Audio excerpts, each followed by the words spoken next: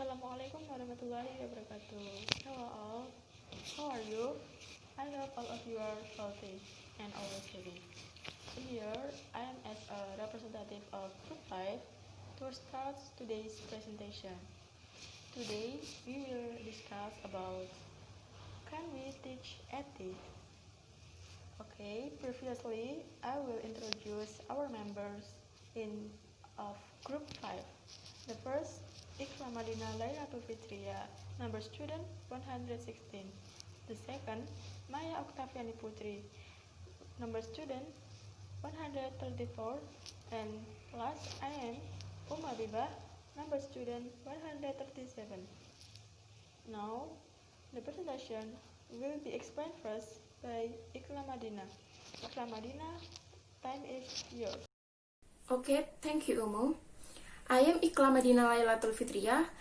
Will be the first to presentation or discussion about can be teaching. First, introduction. To do and to be, all we might have to do to make people. Good is teach them how to be good, and lo and behold, the word be good but is word about that. Even after they have attended school, where a latch in apart the purpose in to teach them to good. Lots of students, you're a people, and older all to continue to have a battle. Teaching. Good in the late teaching mathematics, some people get an author done or again. It could be then some teacher are better than other when it comes to teaching students how to be good. Okay, next. In then today there are political and religious communities who continue to end is something like this way. However, in the liberal societies where good and good or bad in itself but to trend forward, there is a little enough argument of to what is the right of wrong. Good and or bad action. Does this matter? Shall we teaching everyone to be moral? After all, we don't have to teach everyone everything. Maybe we don't wish to see learning morality and having an equivalent to learn mathematics. Most societies can cope with some behave even significant number or its people are not thoroughly content in the solving quality and creation or working on the relationship between for and the breaking point and the particular material. But can society cope in the most the session learn school enable to are in a moral way. We are unlike to apparent social or political considerations in the lost people. Okay, next. A lack of the argument on what is good the pontificates have sent the emergency of the argument about goods or allows the idea that there is such as I think as goods. The post-second World War, the prater have witnessed a shift in the way the thing of the morality. The argument about the goodness we might have been concluded in the corridors and the classroom of university or in the seminar and the education. Establishment or for clergy or again in the chambers of the parliamentary between philosopher, academic, educator, clergy, and politician, but much more a widow to involve and implicate the whole population. Argument or the discussed by else are brought to move to the streets. No learn where a people to unsquarely neatly accent to the rules and the done by other it tends to recall social before how before now they could make up their image. Okay, next. But this brave server change in the attitude makes two things. First, there is really nothing new about such about. Thus, the theme of the reverence may have the fans some that word.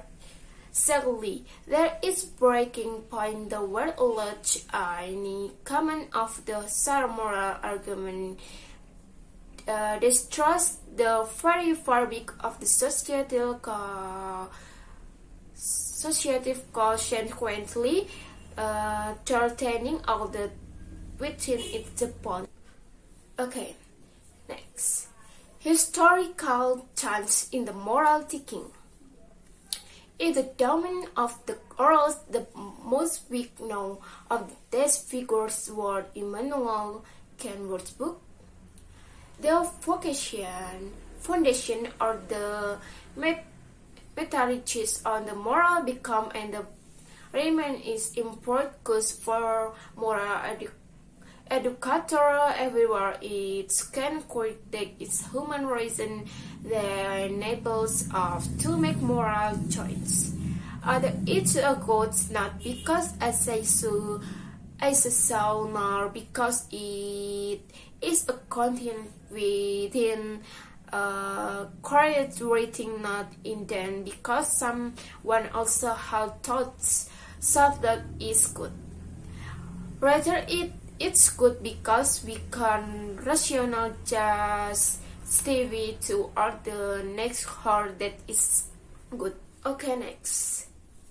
In some school and in the order to avoid congestion and confused student might be required to operate according to a one-way system. Often in the rules laid down by the school and the disciplinary action or the teach the prudential on in the transformed in a moral good that is an unstable slip from an category in the another that can argue that the moral goods in the different. This enough action it to be regarded as truly moral, then I would have to reckon as right things to do is on a similar curriculum studies and the good judge in thoughts. Questions we eat what's going to do. Some kids are look for a particular end. As also at action the word of the which is to be considered independently of the particular people carrying it out. In the other word, anyone give the some circumstance word that do something even in the Smith's hurting find the words still have the some negative sequence for the one personal life.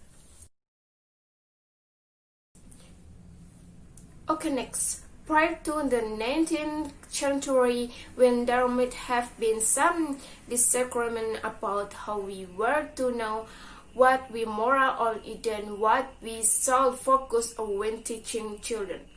To be moral, but there was a very little disagreement about the existence about objective moral to reach the goal that's touch.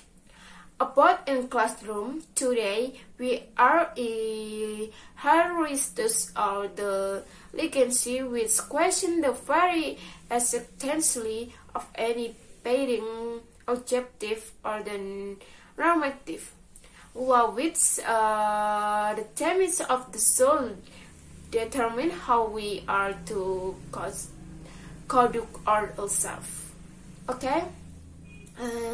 Now the presentation will be continued by my partner is Maya Octaviani. The is yours. I, Maya Octaviani Putri, will continue the presentation from Ikhlas Madinah. Indeed, the moral culture of the school and the home may be entirely at odds. And this potential opposition is not just a matter of disagreement as to how we teach such matters, but more fundamentally whether or not the things school try to teach is moral education, responsibility, loyalty, courteous behavior, are the kind of things to which society as a whole subscribes. If there is a little continuity and congruity between the value of the school and the problematically, between one classroom and another the teaching moral, education as a set of substantive claims that X is good and Y is bad become ever more problematic. Towards the end of the 19th century, a range of views emerged which were opposed to seeing morality as bound to and founded on a religious worldview, while, as we have seen in our discussion of Kant, there had been some credence given to the claim that God was not the ground of morality in the course of the Enlightenment a century earlier, particularly by philosophers like David Hume. This had not even a century later received widespread acceptance or agreement. Central thinking was the belief that the energy that drives human beings forward to achieve ever greater things is love a neighbor but a desire to dominate. Religion, devised to serve and preserve a priestly class, made people ethically weak because it always wanted to drag them back to an older, more conservative world. In this world, moral education would be a matter of obeying a sin, love abandoned in the midst of history, which for practical purposes was intended to convey their absolute nature as the foundation of our very existence. But it is what this shift in the way we historically think about morality has had a pretty substantial impact on moral education, even where teachers may be completely unaware of Nietzsche, Freud, or Durkheim, or the other philosophers of the 19th and 20th century who shared or developed their views. You want to do precisely this, and government continue to press them to be ever more concerned with teaching children what is considered to be morality. Of course, neither teacher nor government are immune from the charge that they are inclined to confuse convention and morality. There are lots of convention which, having evolved throughout the age, take on the aura of moral absolutes, but they are not necessarily such. This does not mean that there is no such thing as morality, nor does it suggest that moral education is a redundant exercise. Rather, it points to likelihood that morality may find its expression in why people commit particular kinds of action rather than in particular action themselves.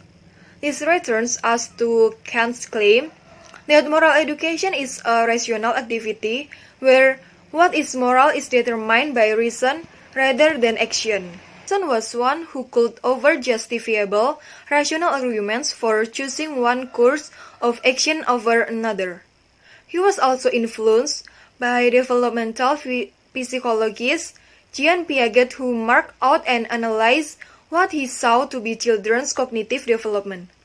Now, it is pretty self-evident that the infant does not come fully loaded with the ability to reason, but Piaget took this common sense notion and described particular stage through which a child has to go before she can come to think in abstract, conceptual terms. Blending the rationalists of Kant and the developmentalists of Piaget, Kohlberg is generally seen as being the key 20th century figure in creating a school of moral developmental philosophy. For these followers, the goal was, and remains, to fully understand how to best cultivate moral behavior in human beings. For Kohlberg, this was not academic exercise. What motivated him was that series of events in the middle of the 20th century, which included the Holocaust and the Korean War.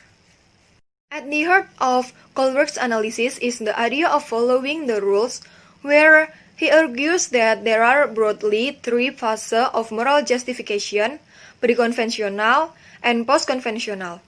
Each of these phases reflects a form of justification for action.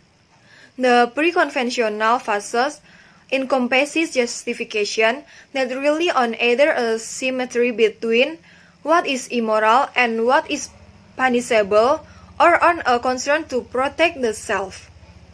This conventional stage gives way as a person grows to justify action conventionally.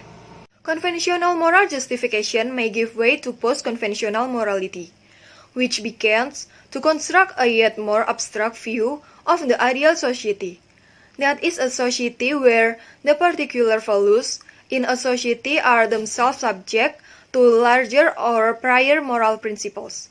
Justice is central here.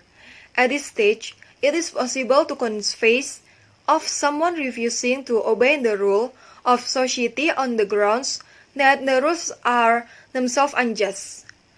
In other words, one can take a rather more bird's eye view of a society conventions.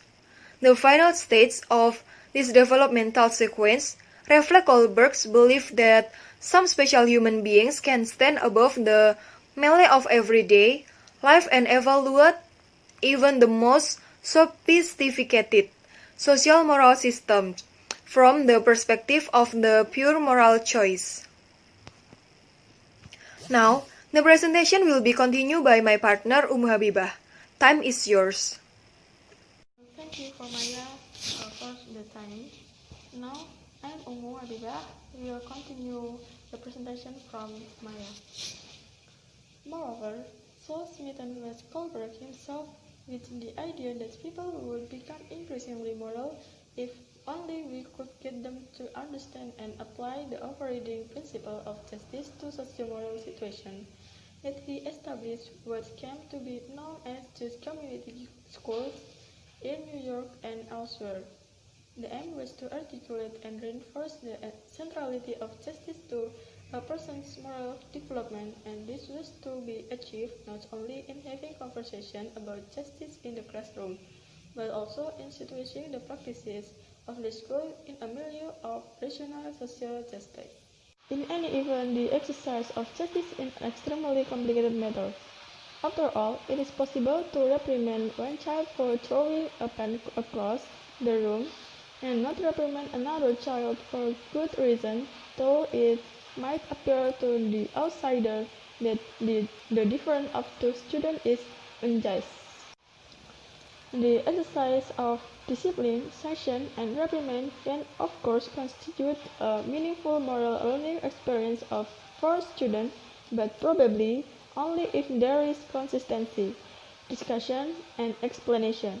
As social institutions, schools are required to be moral places, and teachers are obligated to cultivate and promote those moral attitudes that are themselves likely to be conducive to the creation of the good society.